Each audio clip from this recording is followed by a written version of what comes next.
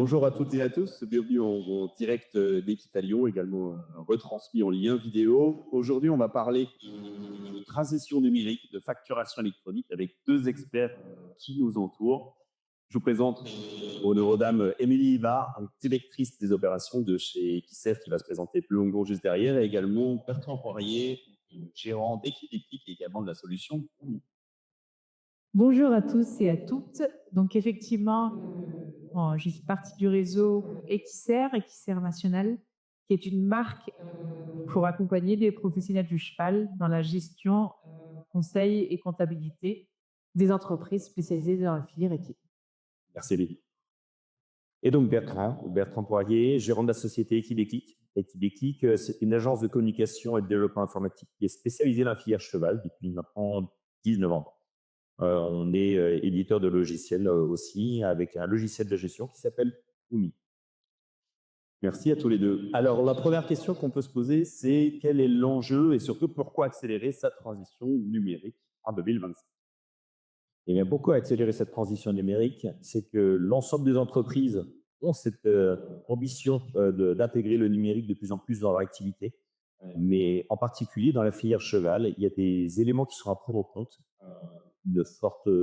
Un fort ressentiment de la charge de travail, comme dans le secteur agricole d'ailleurs en général, hein. Il y a une étude qui a été publiée en 2020 par l'Institut des Bages qui montre que 74% des gens ressentent une forte charge de travail, 39% des personnes ressentent un stress relativement élevé et comme dans tout le secteur agricole, ils prennent peu de vacances. Ils sont 56% à dire qu'ils ne prennent moins d'une semaine de congé par an. Alors, c'est des choses qu'il faut changer. Le digital est une des solutions qui va pouvoir être utilisée. OK, alors on a vu que l'enjeu principal, c'est la transition numérique et l'axe numéro 1, c'est donc la facturation électronique. Émilie, est-ce que tu peux nous définir ce que c'est que la facturation électronique? Alors oui, déjà, on va commencer par la définition de la facture électronique. Donc la facture électronique dite e-invoicing, ça concerne en fait l'ensemble des opérations d'achat et de vente de biens ou de prestations de services qui est réalisée entre des entreprises établies en France qui sont assujetties à la TVA dès lors qu'il s'agit d'opérations dites domestiques, c'est-à-dire qu'elles concernent tout simplement le territoire national. Tu veux dire que ça concerne vraiment tout le monde? Tout le monde, que ce soit propriétaire d'équidés qui facturent des pensions, qui produisent du foin, des topinambours, qui réalisent des prestations de formation à leurs cavaliers. À partir du moment où ils facturent de la TVA, ils ont une obligation de déclaration des factures sur une plateforme dématérialisée d'État. On va en reparler tout à l'heure. Et cette réforme, elle touche un calendrier très, très précis qui a été repoussé plusieurs fois au cours des dernières années. La première date à retenir, c'est le 1er septembre 2026. À partir du 1er septembre 2026, l'ensemble de ces personnes qui facturent avec de la TVA ont une obligation de choisir une plateforme pour accepter de recevoir en fait les factures au format électronique. Alors, qui va envoyer ces factures au format électronique? C'est principalement les grands groupes, les grosses ETI, les entreprises qui ont plus de 50 millions d'euros de chiffre d'affaires. Donc, votre fabricant d'aliments, très certainement, votre EDF, les prestataires de ce type-là, qui vont émettre la facturation, la facture de manière obligatoire pour eux dès le 1er septembre 2026. Ça ne veut pas dire qu'il ne faut pas anticiper, on peut le faire déjà en tant que petite entreprise dès maintenant. Mais à partir du 1er septembre 2026, il y a également une obligation pour ces petites entreprises d'émettre les factures au format électronique, donc avec des contraintes bien précises. Il y a une autre date qui est assez intéressante à avoir en tête également, c'est celle du 1er janvier 2026, parce qu'il y a certains pays en Europe qui sont un peu en avance par rapport à la France. Et ils font une mise en place de la facturation électronique d'une manière un petit peu différente du schéma français, qui est beaucoup plus simplifié et qui est l'intégration du réseau PayPal. Mais dès le 1er janvier 2026, l'ensemble des professionnels belges vont avoir cette obligation également de mettre en place. L'Italie est déjà passée la facturation depuis quelques années et l'Espagne va y passer très prochainement également, le 1er janvier 2026 également. Alors très bien, donc on a vu la définition, on a vu le calendrier, mais alors on peut se dire, ça fait l'hypothèse, est-ce qu'une facture électronique, c'est un document PDF qui est envoyé par email? Eh bien non, pas du tout, Jonathan. Ce n'est pas un PDF certainement envoyé par email.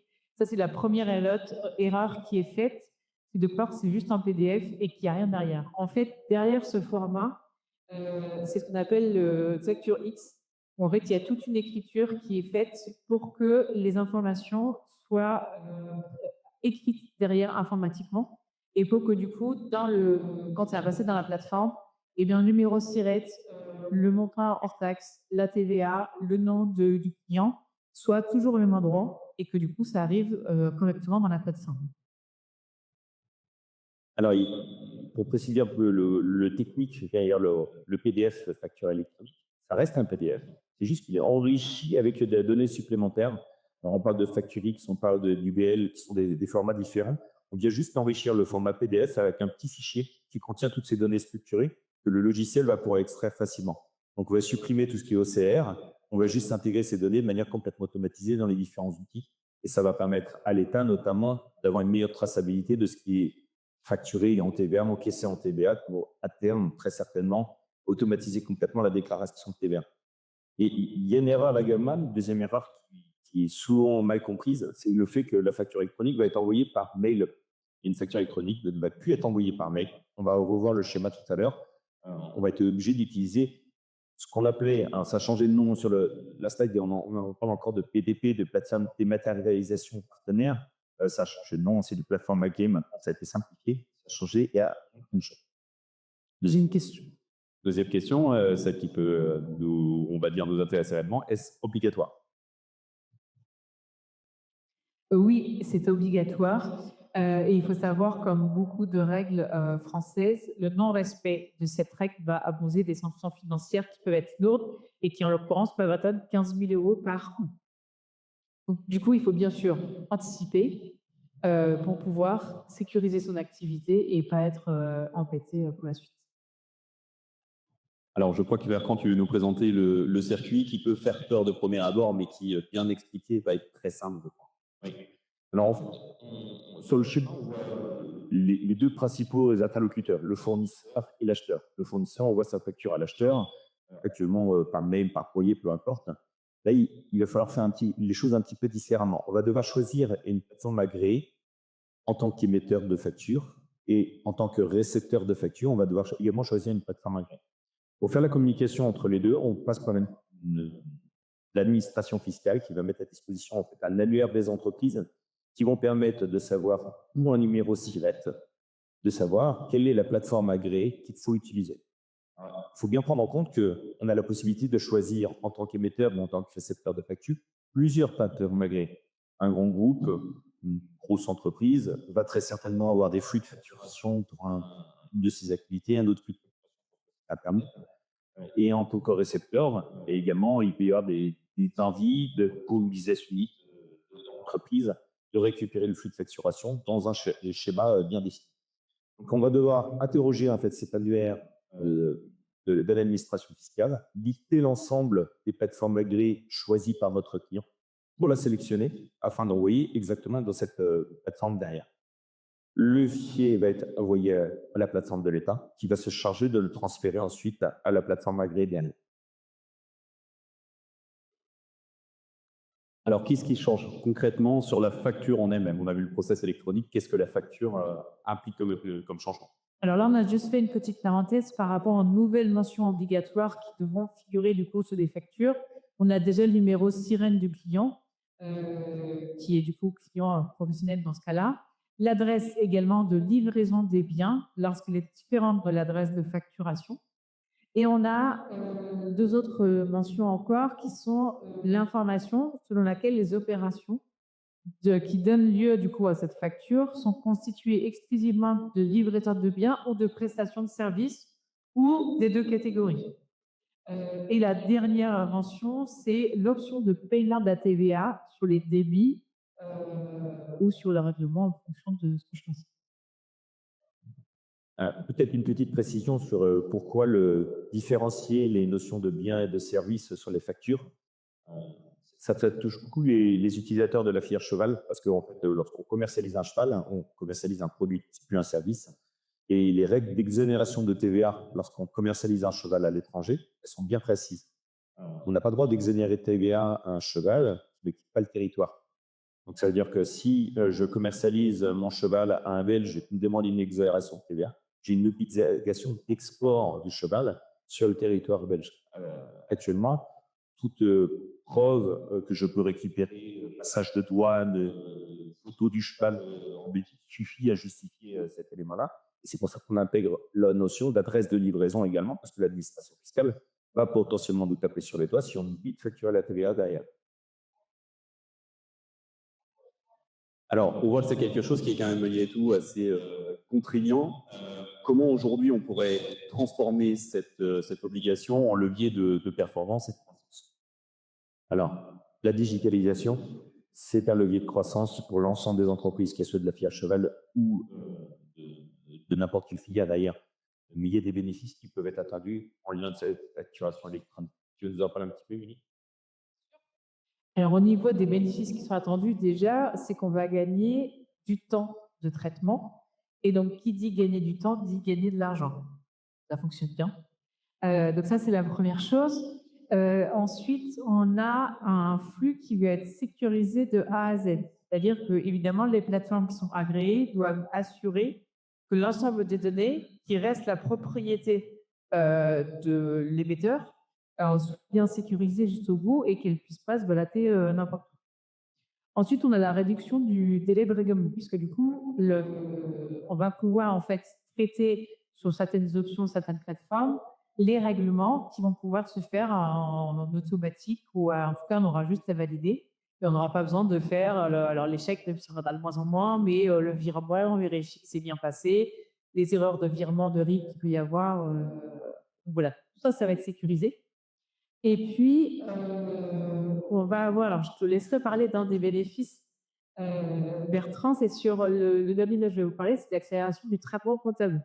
Puisque tout l'intérêt de ça, c'est que plutôt de traiter les documents comptables, de faire les virements à ses fournisseurs, de vérifier que nos clients nous ont bien réglés aussi, c'est les étapes qu'on avait ensuite, c'était de transmettre les documents à comptable. Alors nous, depuis, au niveau de Réseau Equissa, depuis le Covid, aujourd'hui, la quasi-totalité des adhérents de la filière cheval qu'on suit, en tout cas dans ma région, sont d'une part obligés d'avoir un logiciel de facturation pour ne plus avoir à saisir la partie vente, et ensuite de scanner, numériser l'ensemble des documents, sachant qu'il y a plein de solutions qui existent et qui sont hyper faciles aujourd'hui pour le faire, ce qui fait qu'on a les documents qui arrivent sur une plateforme qui puis être traités par le comptable.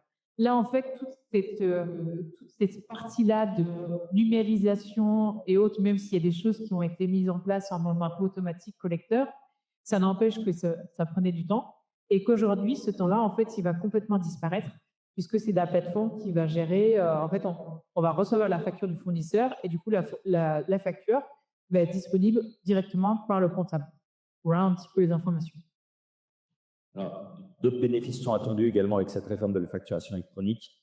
Il faut savoir que chez Kijiji, qu'on accompagne un grand nombre de clients dans l'édition de leurs factures et l'une des principales difficultés qu'on a eues, en tout cas des problèmes qu'on a eus cette année, c'est l'augmentation massive de la fraude à l'IBAN.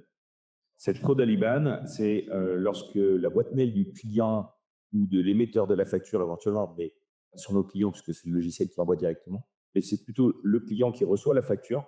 Le pirate intercepte la facture du fournisseur et il vient supprimer le mail que le fournisseur a envoyé et renvoie cet email en changeant juste l'IBAN sur le contenu de la facture. D'où l'intérêt de sécuriser de A à Z cette échange d'informations. Ça ne sécurise pas 100% le système peut toujours se pirater son ordinateur et intervenir après plateforme agréée, je dirais, sur l'ordinateur des utilisateurs. Mais ça sécurise énormément les choses, enfin, ça complexifie énormément le travail du pirate et ça permet de sécuriser le côté vérification de l'IBAN. Il y a une procédure que je tiens à rappeler d'ailleurs à tout le monde. Si vous recevez une facture avec un nouvel IBAN, la première règle de sécurité à avoir, c'est de reprendre contact avec votre fournisseur par téléphone, pas avec le téléphone qui est sur la facture, bien évidemment. Il faut la considérer comme non fiable, cette facture. Donc, on recontacte son prestataire pour valider l'IBAN avant de faire quoi que ce soit comme paiement. Et il faut bien me rappeler cette règle de sécurité parce qu'elle est assez mise en pratique chez l'IBAN. Alors, je vais revenir un peu bon, sur l'autre bénéfice que l'on va avoir, monde administratif, là au niveau du comptable, mais on va également l'avoir au niveau du éditeur de la facture également, parce qu'on peut automatiser beaucoup de choses avec le digital. On va en reparler un petit peu avec notre logiciel de gestion, mais on peut considérablement accélérer. J'ai encore quelques clients qui me disent je passe une semaine ou plusieurs jours à facturer en début de mois, le mois d'avant, dans un logiciel de gestion. Si les données ici au fur et à mesure, en 10 minutes, c'est 3 jours de travail qui sont gagnés derrière. C'est un peu plus de temps passé en famille ou passé auprès des chevaux. Très bien. Alors, donc, on a parlé des dates en début de présentation. On a vu que selon la taille de l'entreprise, les échéances étaient différentes. Concrètement, je pense qu'on peut anticiper le passage à la facturation électronique. Quelle serait, selon vous, la feuille de route d'ici 2027? Alors, au niveau de cette feuille de route 2027, alors ça, c'est une présentation que j'ai, une vision en fait de la digitalisation que j'imagine pour les entreprises de la filière cheval. Il y a un timing respecté avec cette échéance majeure qui est le 1er septembre 2027. On a le temps pour le faire correctement. Donc, la première chose, c'est d'abord d'imaginer quel est le schéma idéal que je vais donner à mon entreprise dans son organisation de travail, dans son outil de gestion, et donc de bien comprendre ses besoins. Je suis un centre équestre, j'ai besoin de gérer du montoir. Je suis un élevage de la pension, j'ai besoin de gérer des copropriétaires, j'ai besoin de gérer la refacturation de vétérinaire. Je suis étalonnier, j'ai besoin d'automatiser ma facturation pour vivant ou soit de première octobre, par exemple. Mais les outils qui existent pour ça, il faut bien identifier ces besoins pour ensuite faire un inventaire des solutions logicielles qui peuvent nous accompagner. On en a une pour l'activité élevage, mais par exemple pour le SOS, on n'est pas capable de le faire, on va se tourner vers d'autres prestataires. Deuxième chose, c'est le dialogue. Et donc, je conseille de se tourner vers le cabinet comptable et d'en discuter. Pourquoi c'est important pour toi? Alors aujourd'hui, c'est même primordial déjà parce que c'est le premier interlocuteur qui va devoir aussi gérer la matière et les données comptables derrière.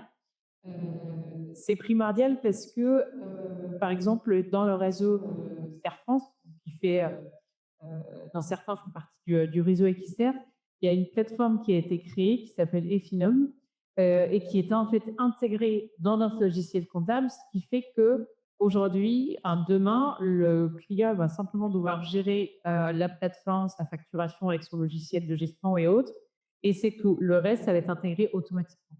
Si demain, d'autres organismes autour mettent la pression et disent bah non, prenez notre plateforme parce que elle est mieux ou parce que voilà.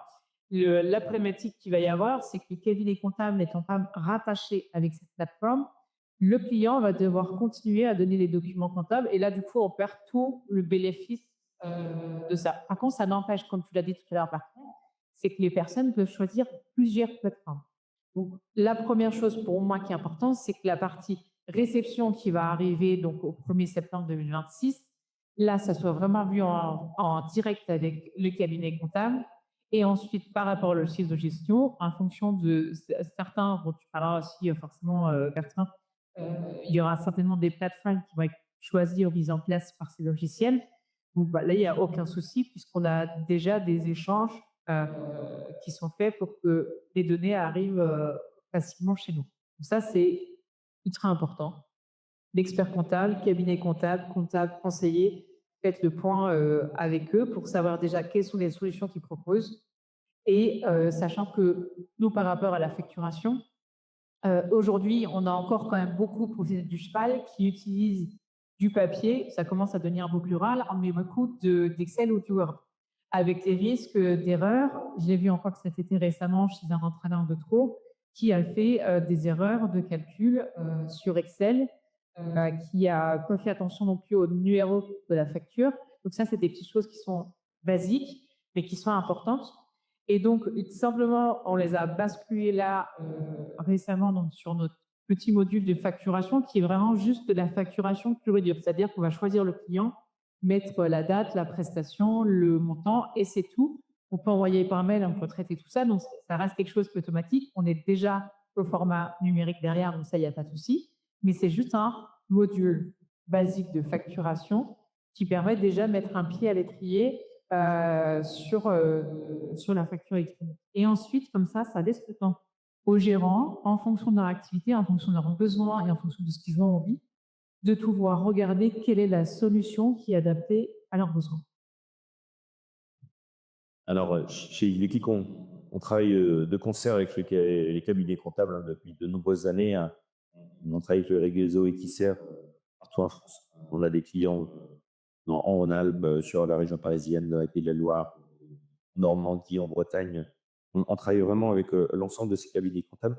On aime beaucoup former les comptables également sur l'outil de gestion que va utiliser leur client, de manière à ce qu'ils puissent être également autonomes pour récupérer certaines informations. Le rapprochement bancaire est complètement intégré dans le logiciel, la ventilation automatique de la facturation, la pré-ventilation qui va être faite, faciliter le travail du comptable derrière, va être complètement automatisée au sein de l'outil. Discuter avec son comptable, j'avais un autre élément que je viens de perdre l'idée. Discuter avec son comptable, ça va permettre également de définir ses attentes précises en matière de logiciel de gestion. Mais il y a surtout une question qui revient très régulièrement à ce moment, et tu l'as dit, beaucoup de plateformes cherchent à se faire référencer auprès des clients en pensant que la première plateforme chez le client va être la seule plateforme utilisée par le client. Il faut bien se rassurer par rapport à ça. Il faut éviter les engagements longue durée, bien évidemment, parce qu'il y en a qui font payer cet accès de manière assez forte.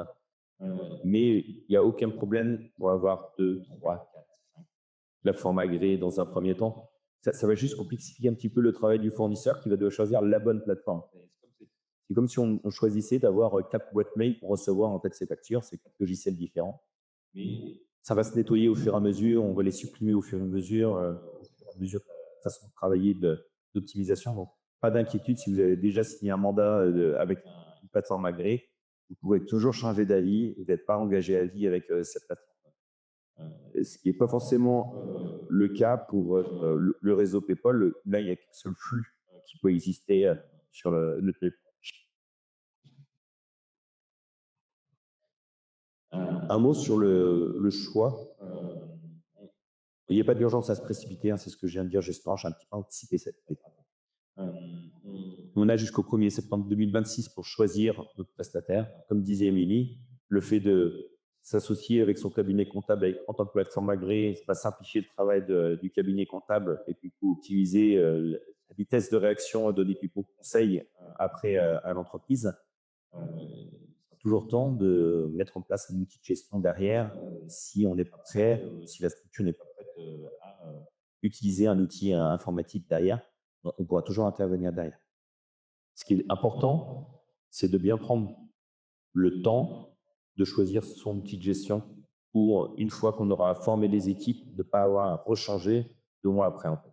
Généralement, quand on équipe un client, il s'engage sur une longue période. C'est peu probable qu'il s'en aille.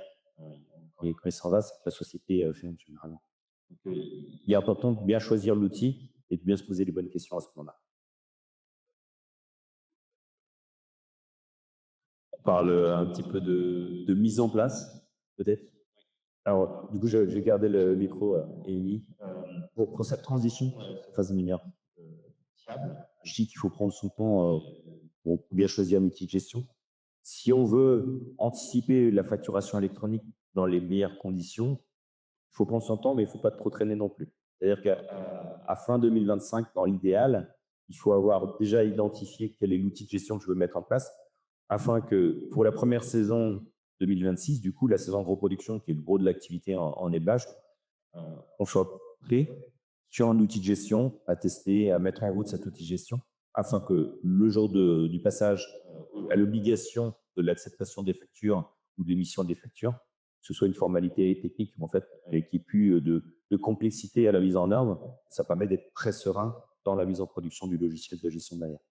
Qu'est-ce que tu veux rajouter? Oui, bah effectivement, du coup, on voit que l'espèce de caravane de la facture électronique est en train de se mettre en route. Donc là, on va prendre le temps d'adapter notre caravane à notre entreprise, à notre voiture en hiver. Et comme ça, après, on a juste à la démarrer et on sera prêt pour septembre 2026. J'aime beaucoup cette métaphore. Et alors, Bertrand Dambrumi, comment ça se passe encore l'outil de gestion, d'intégration, etc. Quels seraient les bénéfices aujourd'hui de l'utilisation de Groovy pour cette transition? Alors, Boomi, pour rappeler un petit peu ce que fait ce logiciel, c'est un logiciel de gestion à destination des pointeurs d'équidés, donc des professionnels du cheval. Alors, on choisit les particuliers, mais le gros bénéfice pour les professionnels, c'est tout d'abord le respect des contraintes réglementaires qu'on va avoir, et non pas que des contraintes comptables, mais vraiment réglementaires. Donc, suivi du sanitaire, gestion du registre d'élevage, automatisation du suivi, de la traçabilité autour du soin et de la reproduction du cheval. Et on s'adapte également à cette problématique de réforme. C'est-à-dire que ça fait presque un an qu'on travaille sur le sujet. On a choisi une plateforme agréée avec laquelle on va travailler de manière automatisée, à la fois sur le réseau France, mais également sur nos clients à l'international. La génération des factures au format facture X ou au format UBL selon le pays d'émission de la facture, et l'intégration au sein du Gumi directement de cette solution de plateforme email. C'est-à-dire que si vous utilisez Gumi, vous pouvez recevoir les factures de vos fournisseurs directement dans le logiciel, les accepter, les refuser, faire la traçabilité des règlements derrière. Et sur l'émission des factures, c'est le gros cœur de métier, c'est l'automatisation de la facturation derrière chez les clients. Alors, on vient de comprendre un peu quels étaient les enjeux, que la transition pouvait se faire vraiment dans le temps, que l'idéal c'était anticiper. À l'heure de l'IA, de la digitalisation de beaucoup de services, qu'est-ce qu'on peut, selon vous, espérer demain? Alors, en fait, tout bénéfice de ce qui va se passer là avec la facture électronique, la mise en place d'un logiciel de gestion comme Ruby adapté pour les professionnels, ça va être en fait de valoriser les données d'entreprise et au lieu d'attendre 4, 5, 6 mois d'avoir son bilan, de faire l'analyse avec son conseiller, de faire le calcul du prix de revient, de revoir la stratégie en fait globale de l'entreprise. Et bien en fait, ce délai-là, qui est déjà en train d'être réduit avec des reconnaissances automatiques qu'on a mis en place au sein de Fair France et XR, également tout le travail de paramétrage avec Ruby. Donc, il y a des échanges qui sont faits avec les comptables pour que les écritures arrivent et soient codées comme il faut dans notre logiciel, sachant qu'on n'a pas forcément tous les mêmes logiciels. Donc, Bertrand a pu développer certains de modèles. L'idée, c'est que de réduire ce temps-là et d'arrivant comme on va avoir un flux permanent, réel, on va pouvoir traiter du coup les données beaucoup plus facilement. Et au lieu de dire, bah, tiens, mes tarifs, je vais augmenter de 5%, de 5 euros, de 1 euro, 2 euros, et ben, on va pouvoir les décider tout de suite. Et au lieu d'attendre 6 mois, sachant qu'on sera déjà sur la moitié exercice comptable suivant, et ben, en fait, on va déjà pouvoir mettre en place pour qu'on ait un bénéfice qui soit quasi immédiat pour l'entreprise. Ce qui fait que parfois, les structurés caisses qui ont des difficultés au démarrage à éviter qu'ils soient au moins à l'équilibre pour le début et ensuite vraie rentabilité pour que l'entrepreneur, le professionnel du cheval puisse vivre correctement de son activité et qu'on ne soit pas encore à parler d'agriculteurs qui gagnent même pas un SMIC aujourd'hui alors que ça fait 20 ans, 30 ans qu'ils travaillent. Donc tout ça, en fait, on va gagner énormément en temps parce qu'on va être dans l'instantané. Alors moi, je vois également d'autres bénéfices en fait de cette digitalisation. La digitalisation, elle permet de stocker surtout de la data. Et donc la data, elle est clé dans le changement d'habitude, le changement de travail de ces exploitations agricoles. Et on peut agréger cette data de manière intelligente. Je vais donner un exemple, par exemple, c'est permettre à un éleveur qui fait de la saisie de son suivi reproduction de réagréger cette data au niveau de l'étalonnier pour permettre d'avoir un indicateur de fertilité des talons qui est instantané. C'est je saisis mon échographie, un diagnostic de gestation, ça remonte automatiquement à l'étalonnier, on voit une perte de fertilité des talons en insémination artificielle en réfrigéré, on va tout de suite pouvoir réagir pour voir est-ce qu'il y a un problème de fertilité des talons, on va faire un spermiogramme éventuellement pour réagir, au lieu d'attendre un an et de potentiellement avoir plein de clients à satisfaire parce que les talons ont un problème de fertilité temporaire. Ça peut être également utiliser des devices qui vont nous permettre d'accélérer le travail. On a identifié notre petit lecteur de puce, par exemple, qui va changer complètement les habitudes de nos utilisateurs à moyen terme.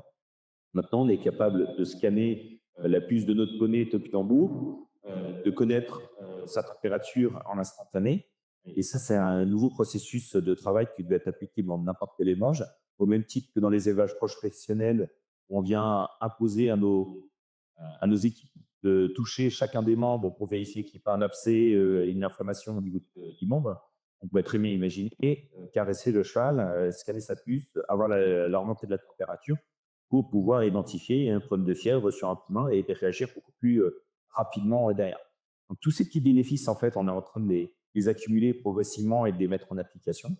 Demain, on aura peut-être l'IA qui va nous permettre d'identifier d'autres choses, d'être beaucoup plus réactif, de mieux identifier les schémas de propagation d'épidémies.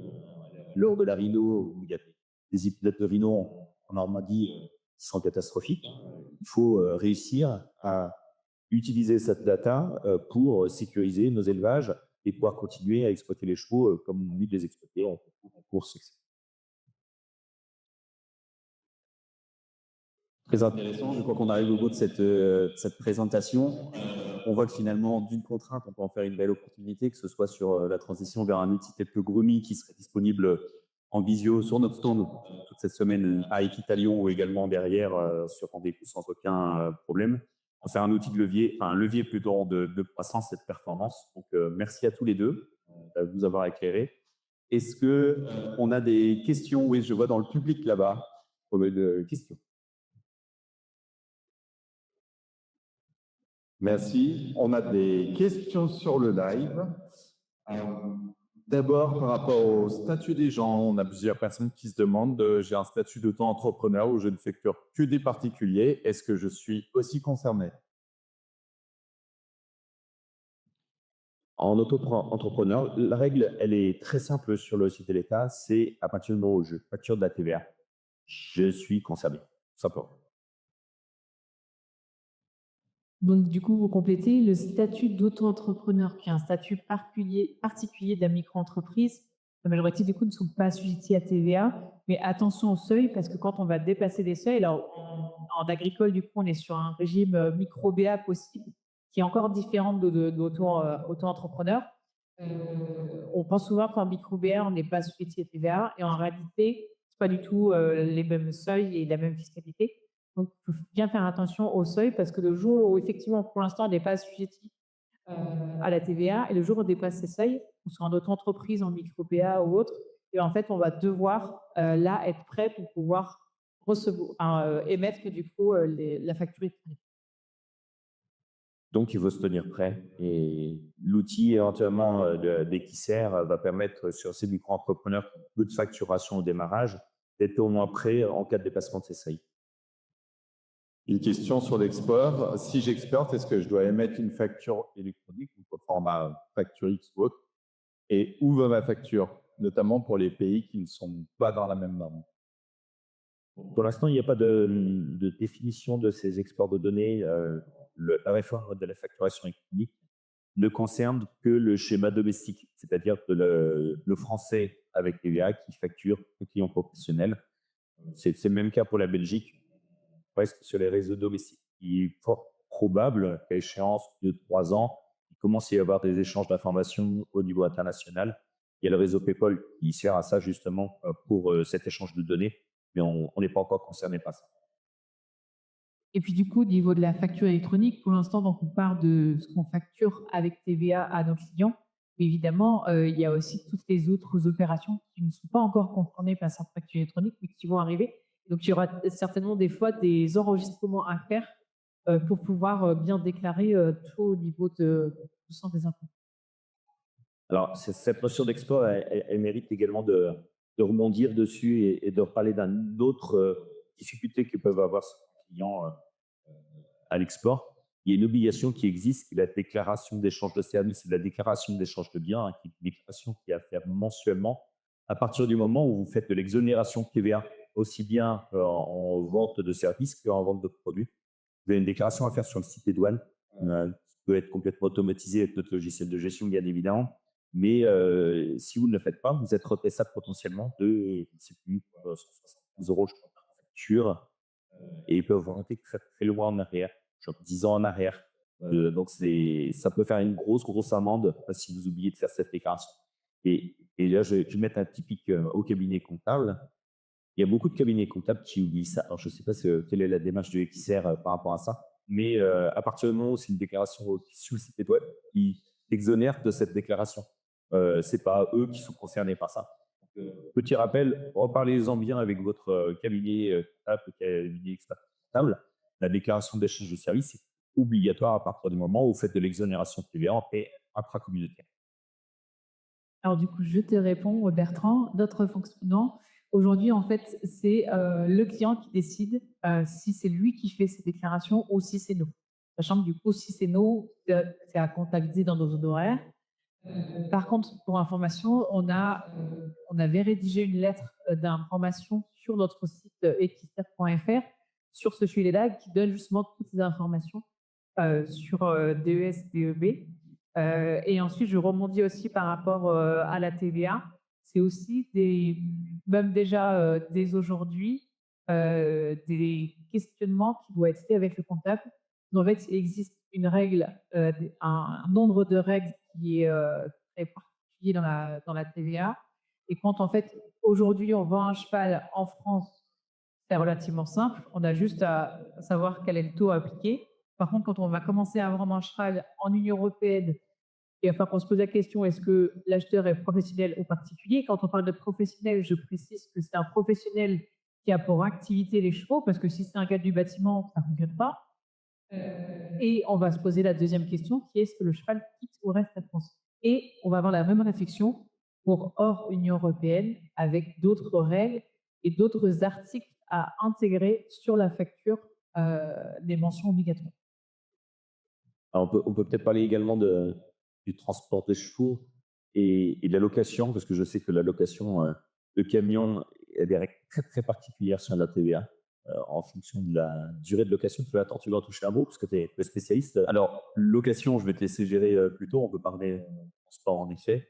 La notion de TVA est beaucoup plus simple pour nous. Alors après, pour l'export, c'est en effet différent. On propose aujourd'hui un outil qui permet de trouver facilement un transporteur et côté transporteur, un petit peu comme le fait Rumi dans l'élevage, de proposer une solution de gestion complète pour nos transporteurs avec d'autres contraintes réglementaires sur les contrats de transport, sur différentes choses. Voilà, entre guillemets, ce que l'on propose. Presque. Vous pouvez venir découvrir également la solution sur notre. Est-ce que je peux me permettre une question du coup? Bien sûr. Est-ce que du coup, quand on parlait de la preuve que le cheval a bien quitté la France, est-ce que demain on peut imaginer que Au Galop puisse produire un document, une attestation comme quoi le cheval a bien été livré à tel endroit après la frontière? Tout à fait. Vous parliez des mentions obligatoires sur la facturation, et je crois qu'aujourd'hui, on a l'adresse de facturation qui est obligatoire, également l'adresse de livraison, tout à fait. Dans le transport équin, quand on fait transporter un cheval par un transporteur professionnel, on a l'obligation de générer ce qu'on appelle une lettre de voiture.